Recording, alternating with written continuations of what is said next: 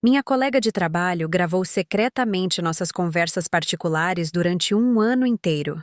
Depois, 3 dias antes da minha promoção ser anunciada, ela usou minhas próprias palavras para me fazer ser demitida.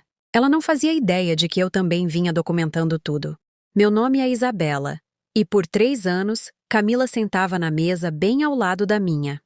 Almoçávamos juntas, cobríamos os turnos uma da outra, celebrávamos os aniversários uma da outra. Eu confiava nela do jeito que se confia em alguém que você vê mais do que vê sua própria família.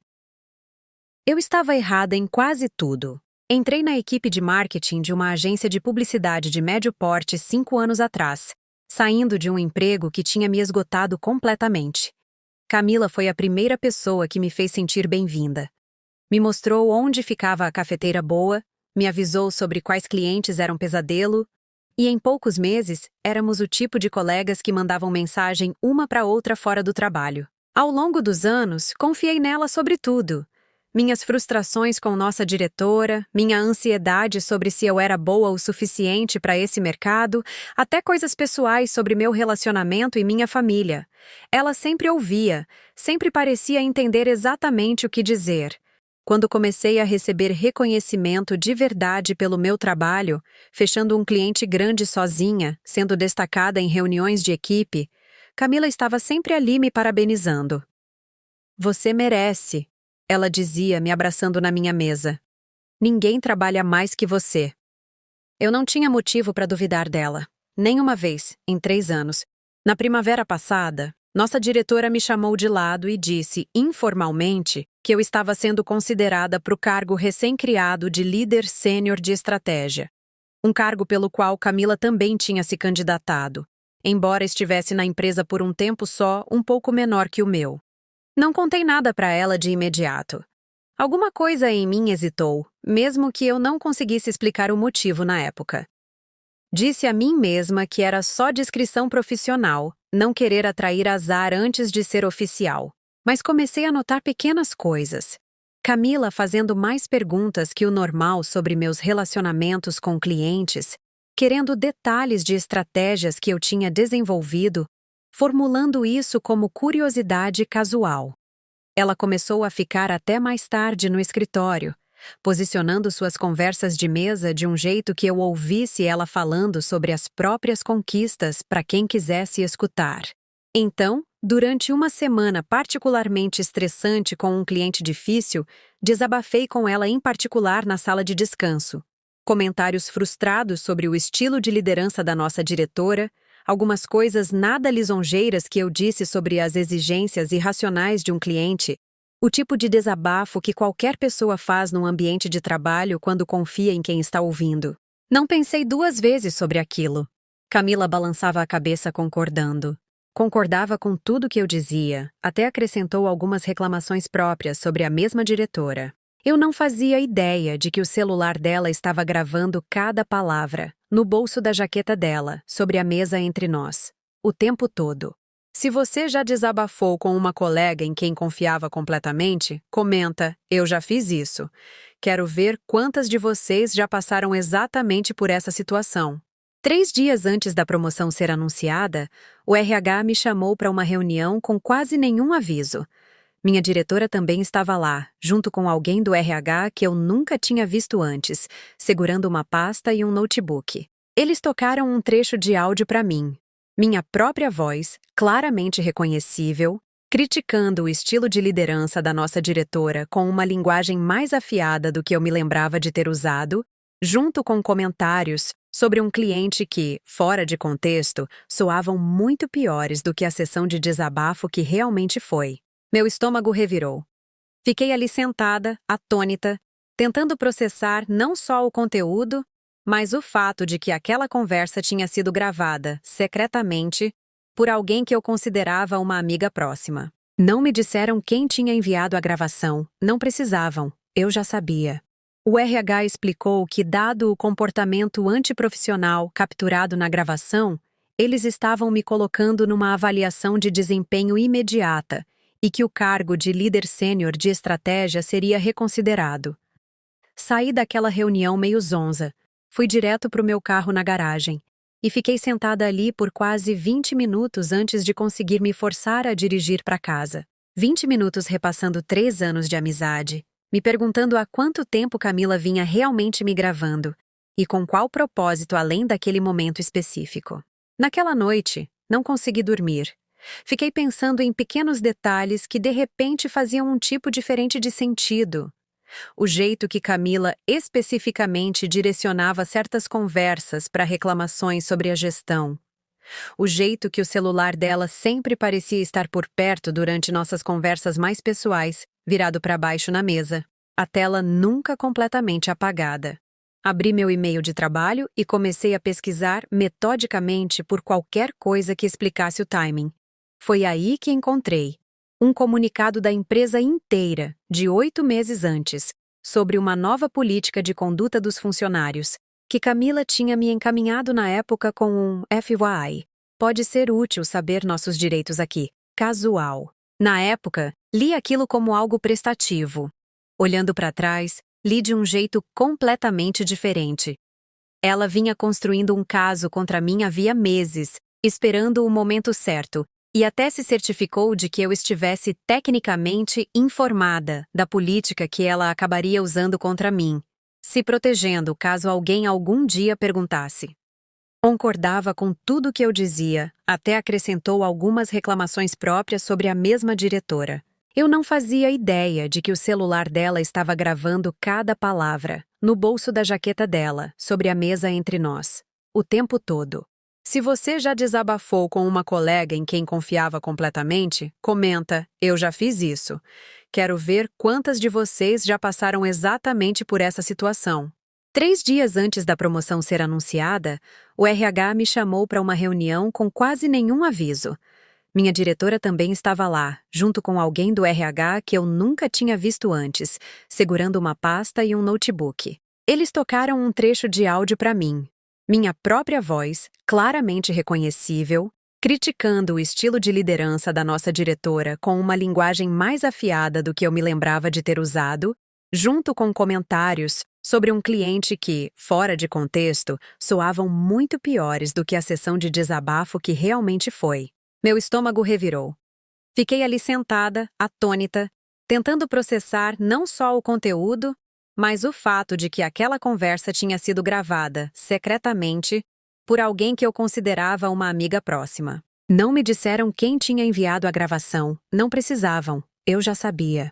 O RH explicou que, dado o comportamento antiprofissional capturado na gravação, eles estavam me colocando numa avaliação de desempenho imediata e que o cargo de líder sênior de estratégia seria reconsiderado. Saí daquela reunião meio zonza. Fui direto para o meu carro na garagem e fiquei sentada ali por quase 20 minutos antes de conseguir me forçar a dirigir para casa. 20 minutos repassando 3 anos de amizade, me perguntando há quanto tempo Camila vinha realmente me gravando e com qual propósito além daquele momento específico. Naquela noite, não consegui dormir. Fiquei pensando em pequenos detalhes que de repente faziam um tipo diferente de sentido. O jeito que Camila especificamente direcionava certas conversas para reclamações sobre a gestão. O jeito que o celular dela sempre parecia estar por perto durante nossas conversas mais pessoais, virado para baixo na mesa. A tela nunca completamente apagada. Abri meu e-mail de trabalho e comecei a pesquisar metodicamente por qualquer coisa que explicasse o timing.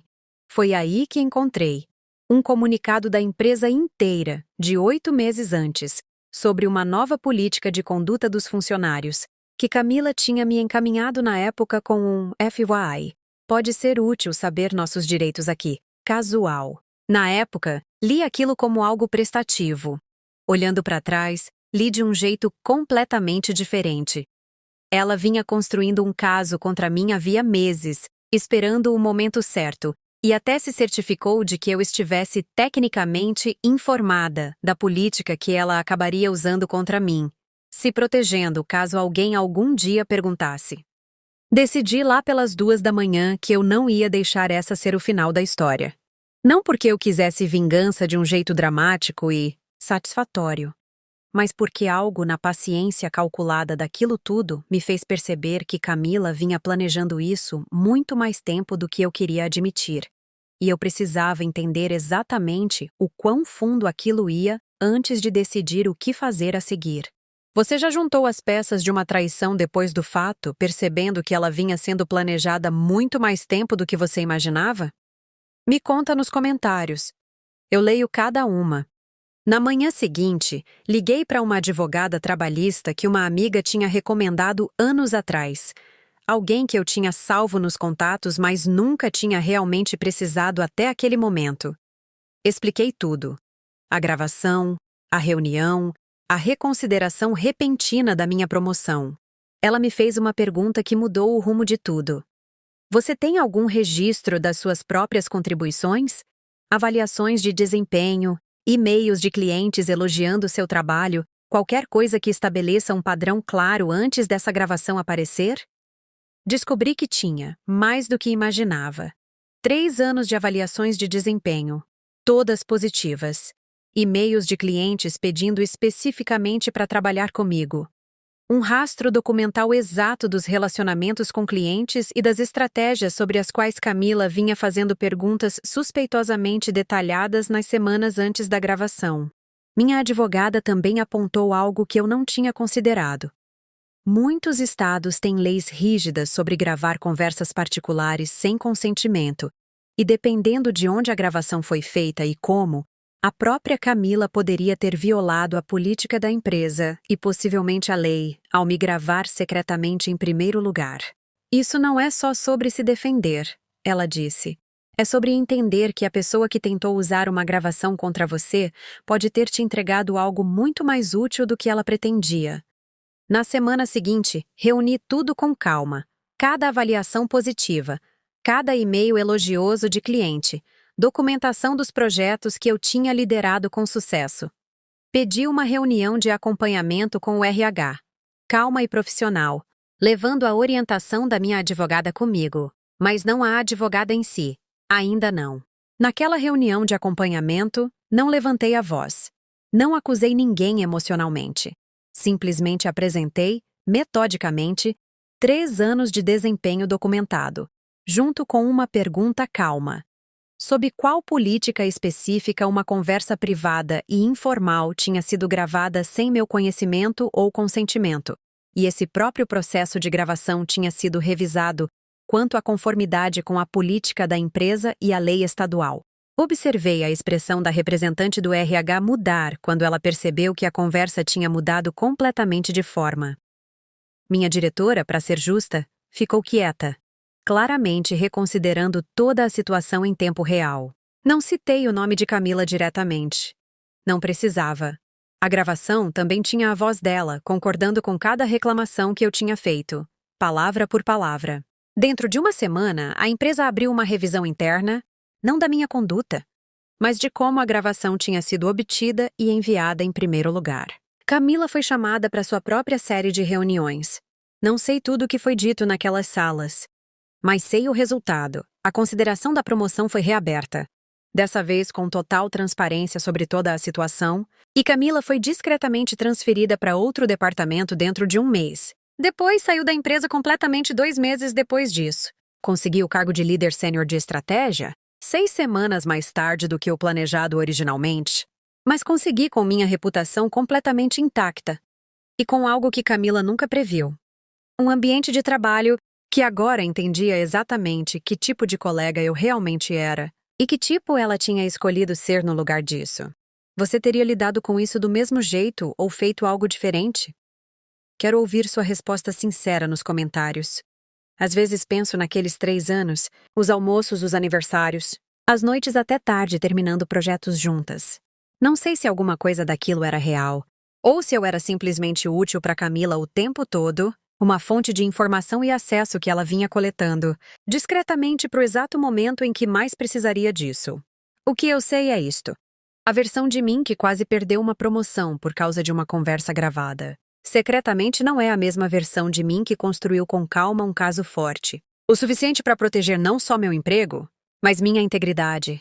Em algum ponto daqueles 20 minutos na garagem, algo mudou dentro de mim. Do mesmo jeito que sempre muda quando você finalmente entende exatamente quem alguém realmente é. Eu não venci confrontando Camila na sala de descanso ou fazendo um escândalo na frente do escritório inteiro. Venci ficando calma o suficiente para construir algo inegável e deixando a verdade falar por si numa sala cheia de pessoas cujo trabalho era ouvir. Essa é a diferença entre uma vingança que parece boa por um momento e proteger tudo que você realmente construiu. Então me conta, você já teve alguém em quem confiava completamente que, na verdade, vinha construindo um caso contra você o tempo todo? O que você fez quando descobriu? Deixa sua história nos comentários. Eu leio cada uma e semana que vem talvez eu conte a sua. Se essa história tocou em algo real aí dentro, clica em inscrever-se, porque toda semana eu trago uma história nova. Histórias reais de traição, paciência e o tipo de justiça que não faz barulho. Ela só aparece nos resultados. Te vejo no próximo vídeo.